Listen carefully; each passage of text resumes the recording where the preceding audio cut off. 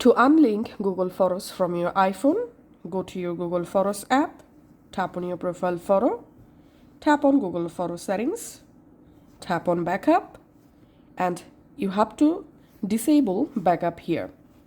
And then go to your iPhone settings, scroll down, tap on apps.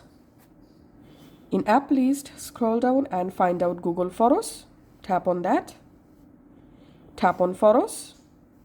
And here we have to select none.